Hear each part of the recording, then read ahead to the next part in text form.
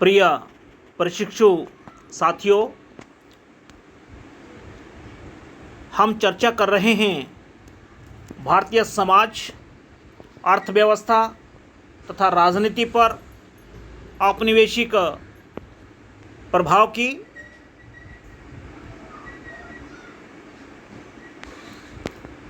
इस संदर्भ में अंग्रेजों के क्या पूर्व निर्धारित उद्देश्य थे, अंग्रेजों के क्या लक्ष्य थे, उनकी विचारधारा के सिद्धांत क्या थे, उनके सांस्कृतिक और आर्थिक सिद्धांत क्या थे, उनके ऊपर हमने विस्तार से चर्चा करी। हम बात करते हैं भारतीय समाज पर औपनिवेशिक प्रभाव की। भारतीय समाज पर औपनिवेशिक काल में क्या परिवर्तन आए, क्या प्रभाव पड़े। प्रिय प्रशिक्षु साथियों, भारत की संस्कृति ने पूरे विश्व को प्रभावित किया। भारत विश्व गुरु तथा सोने की चिड़िया आदि नामों से अलंकृत था, परंतु औपनिवेशिक काल में भारतीय संस्कृति में बड़ी उथल पुथल हुई। अंग्रेज अपने साथ नई प्रौद्योगिकी लाए, संस्थान, ज्ञान, विश्वास व मूल्य लेकर आए, जिसके परिणाम स्वरूप भारतीय मूल्यों का तो हनन हुआ ही, परंतु नवीन प्रौद्योगिकी तथा संचार साधनों में होने वाली क्रांति की सहायता से देश का ऐसा एकीकरण किया गया जो इससे पहले शायद कभी नहीं हुआ था। परंतु इस दौरान भारतीय समाज के निम्नांकित पहलुओं में जो मूलभूत परिवर्तन हुए वो इस प्रकार से हैं। सबसे पहले पाश्चात्य सभ्यता एवं संस्कृति। मैं बात कर चुका हूं कि भारतीय संस्कृति विश्व में महान थी। गुरु द्रोणाचार्य और गुरु वशिष्ठ की संस्कृति भारतवर्ष में थी। भारत को विश्व गुरु के नाम से जाना जाता था। नालंदा और तक्षशिला जैसे विश्वविद्यालय भारतवर्ष में स्थापित थे, जहां देश विदेश से छात्र विद्यार्थी शिक्षा ग्रहण करने आते थे। ढाका की जो मलमल थी वो विश्व भर में प्रसिद्ध थी और वहाँ पर विश्व में उसकी बहुत ज़्यादा मांग थी। लेकिन जैसे ही अंग्रेजों ने भारतवर्ष में अपना शासन स्थापित करना प्रारंभ किया, साम्राज्यवाद की जड़ें जैसे से भारतवर्ष में मजबूत हुई, पाश्चात्य सभ्यता को लेकर वो लोग भारतवर्ष में आए। उन्होंने भारतीय संस्कृति पर, भारतीय संस्कृति के जो संस्कार थे, जो मूल्य थे, उनके ऊपर करारी चोट उन्होंने पहुंचाई। औद्योगिकरण एवं नगरीकरण की प्रक्रिया से समाज के मूलभूत ढांचे में परिवर्तन हुआ। सबसे पहली बात कि औद्योगिकरण हुआ यूरोप में। कच्चे माल की डिमांड बढ़ी यूरोप में, लेकिन उपनिवेशों की तलाश में अंग्रेज जैसे से भारत में आए, उन्होंने एशिया महाद्वीप में अपने उपनिवेशों की स्थापना करना प्रारंभ किया। उसी का शिकार भारत भी हुआ और यहाँ पर कच्चा माल विदेश चला जाता और वहाँ से निर्मित माल यहाँ पहुँच जाता। लेकिन जब इसे भी बात नहीं बनी तो अंग्रेजों ने भारतवर्ष में उद्योग स्थापित करना प्रारंभ कर दिया, जिससे एक नवीन प्रक्रिया का प्रारंभ हुआ, जिसमें समाज में भिन्न भिन्न वर्गों का उदय हुआ। महिलाएं घर से निकल गईं, किसानों ने कृषि करना लगभग छोड़ दिया, पूंजीपति वर्ग और श्रमिक वर्ग का प्रादुर्भाव हुआ और सामाजिक जो मूलभूत ढांचा था समाज का, जिसमें महिलाएं चार दीवारी के अंदर रहकर बच्चों का लालन पालन करती थी और समाज की, परिवार की सेवा करती थी। संयुक्त परिवार भारतवर्ष में हुआ करते थे, उनका विघटन हो गया। एकल परिवारों का चलन प्रारंभ हो गया। महिलाओं ने चार दीवारी से बाहर निकलकर फैक्ट्रियों में, उद्योगों में कार्य करना प्रारंभ कर दिया, जिससे भारतवर्ष के जो सामाजिक ढांचा था उसकी चूल्हें जो थी हिल गई। कृषि पेशे का यांत्रिकरण और आधुनिकरण, कृषि करने के तौर तरीकों में भी बदलाव किया गया। उनमें नए नए जो उपकरण थे उनका प्रयोग किया गया, मशीनीकरण उसका किया गया और आधुनिक तरीके से भारतवर्ष में कृषि की जाने लगी, जिससे जो पेशेवर हमारी फसलें थी, जो किसान थे हमारे, वो पेशेवर जो किसान थे, जो किसान वो जिन फसलों का वो उत्पादन करते थे, उनमें भी परिवर्तन आया। सामाजिक विधानों में परिवर्तन, जो सामाजिक जो हमारा ढांचा था, समाज के जो विधान थे, उनमें भी परिवर्तन आया। महिला शिक्षा की बात की जाने लगी, महिलाओं को पुरुषों के बराबर दर्जा देने की बात की जाने लगी, और पाश्चात्य जो लिटरेचर था, जो साहित्य था, उसको पढ़कर भारतीय जागरूक होने लगे और महिलाओं को बराबर की हिस्सेदारी के लिए समाज में, परिवार में महिलाओं को पुरुषों के बराबर समझा जाने लगा, जिससे महिलाओं का कद बढ़ा। उनको घर की चार दीवारी से बाहर निकलकर बाहरी परिवेश में भी जाने का अवसर मिला। जाति प्रथा में परिवर्तन, भारतवर्ष में बहुत सारी जातियां थी। मनु के द्वारा फैलाई हुई, बनाई हुई जो जातीय व्यवस्था थी, उसने अपने पांव सुदृढ़ कर लिए थे। जब आदिकाल में समाज में वर्ण व्यवस्था की स्थापना हुई थी, तो कोई भी व्यक्ति किसी भी पेशे को अपनी योग्यता के अनुसार कर सकता था, लेकिन कालांतर में धीरे धीरे एक पेशे से जाना दूसरे पेशे में जाना मुश्किल हो गया, और एक पेशा करने वाले लोगों ने दूसरा व्यवसाय करने वाले लोगों उसको हीन या उनको उच्च मानना प्रारंभ कर दिया, और एक जाति प्रथा भारतवर्ष में प्रारंभ हो गई। लेकिन जैसे ही औपनिवेशिक काल आया, अंग्रेजों ने सभी भारतीयों को हीन बताया। सभी भारतीयों को उन्होंने भारतवर्ष के अंदर काले और गोरे का भेद कर दिया। नस्लीय भेद के कारण वो सभी भारतीयों को एक ऐसी दृष्टि से देखते थे कि भारतीय किसी भी क्षेत्र में योग्य नहीं है, सक्षम नहीं है, वो सभ्य नहीं है। संयुक्त परिवारों का विघटन हो गया। औपनिवेशिक काल से पहले भारतवर्ष में संयुक्त परिवारों का प्रचलन था, जिसमें दादा दादी, चाचा चाची, ताया ताई, पति पत्नी, बच्चे सभी लोग मिलकर रहा करते थे।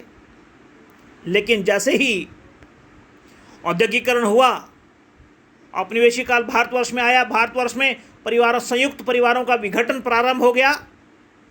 अब भारतीय जो समाज में जो परिवार थे, उनका ढांचा सूक्ष्म हो गया। पति पत्नी और बच्चों तक परिवार सिमट गए, जो एक भारतीय समाज में एक बड़ी उथल पुथल थी। धार्मिक जीवन में परिवर्तन,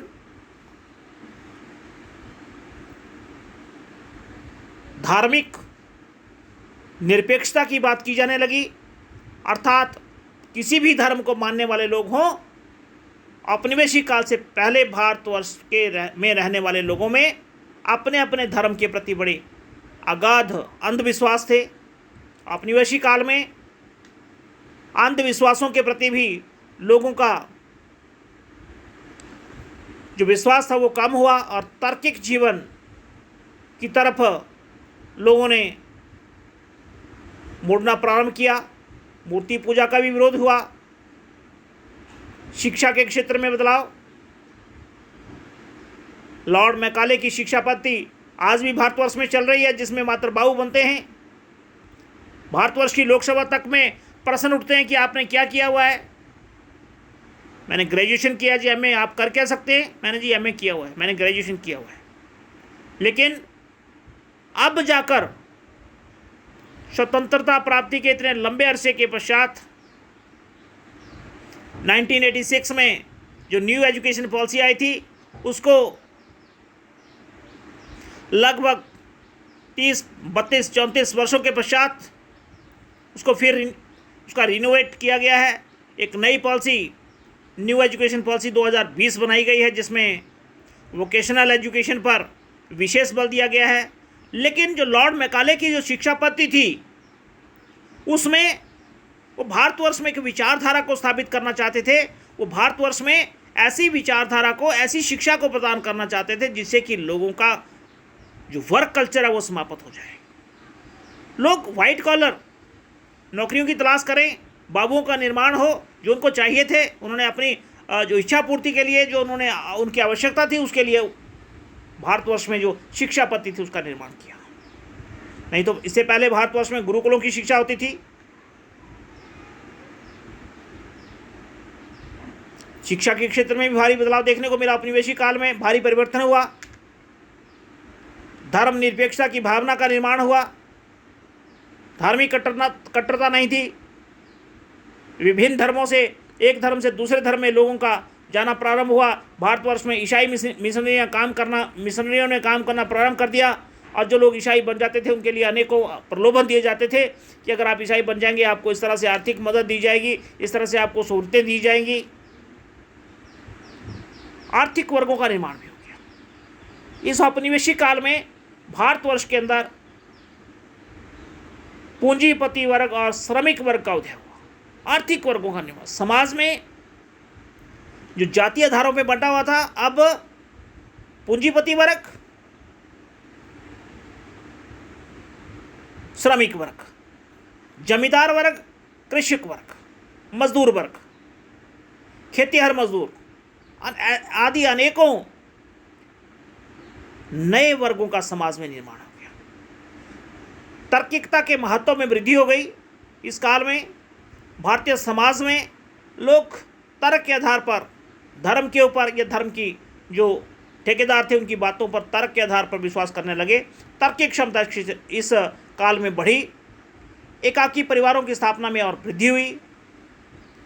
हम पहले ही बात कर चुके हैं कि संयुक्त परिवारों का विघटन इस काल में हुआ। सामाजिक रूढ़िवादिता के प्रति दृष्टिकोण में परिवर्तन हुआ। समाज में जो अनेक रूढ़ियां चली हुई थी, समाज में जो अनेक ऐसी परंपराएं चली हुई थी जिनका कोई महत्व नहीं था, उनके प्रति लोगों के दृष्टिकोण में परिवर्तन हुआ। बाल विवाह जैसी कुप्रथाओं को बंद कर दिया गया, जिससे भारतीय समाज में जागृति आई कि वास्तव में ही ये कुप्रथा है। विधवा पुनर्विवाह को औपनिवेशिक काल से पहले बहुत ही घृणित दृष्टि से देखा जाता था, लेकिन औपनिवेशिक काल में, चाहे वो पाश्चात्य सभ्यता का प्रभाव हो, चाहे अंग्रेजी नीतियों का प्रभाव हो, यदि किसी बालिका का या यदि किसी महिला के पति का देहांत हो जाता बालिक अवस्था में, युवावस्था में, तो उसे पुनर्विवाह करने के लिए जो था वह सामाजिक मान्यता प्रदान नहीं करता था। लेकिन औपनिवेशिक काल में ये मान्यता प्रदान की जाने लगी और विधवा पुनर्विवाह होने लगे। प्रेम व अंतर्जातीय विवाहों में अधिकता आई। लोग एक समुदाय से निकलकर दूसरे समुदाय के साथ अंतर्जातीय विवाह होने लगे और वैवाहिक संबंध स्थापित होने लगे। दहेज प्रथा तथा सती प्रथा आदि के संदर्भ में परिवर्तित दृष्टिकोण हुआ लोगों का। दहेज प्रथा भी एक कलंक बन चुका था समाज के अंदर। गरीब लड़की के माता पिता को बेटी के शादी के समय वर पक्ष के लोगों को अनेक उपहार देने पड़ते थे। पहले ये प्रथा स्वेच्छा से थी, लेकिन भारतवर्ष में धीरे धीरे इस प्रथा ने डिमांड का रूप धारण कर लिया। जब लड़के वाले डिमांड करने लगे और निर्धन जो माता पिता होते थे बेटी के, उनके लिए ये एक सामाजिक मजबूरी बन गई, चाहे वो अपनी जगह बेचें, ज़मीन बेचें, अपनी प्रॉपर्टी संपत्ति को बेचें, लेकिन दहेज देना चाहिए।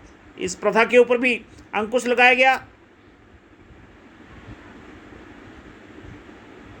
सती प्रथा को पूर्ण रूप से बंद किया गया। भारतवर्ष में राजा राम मोहन राय के साथ 1928 ईस्वी में जब व्यक्तिगत तौर पे घटना घटी, उनके बड़े भाई की मृत्यु हो गई और उनके समक्ष उनके भाभी जी को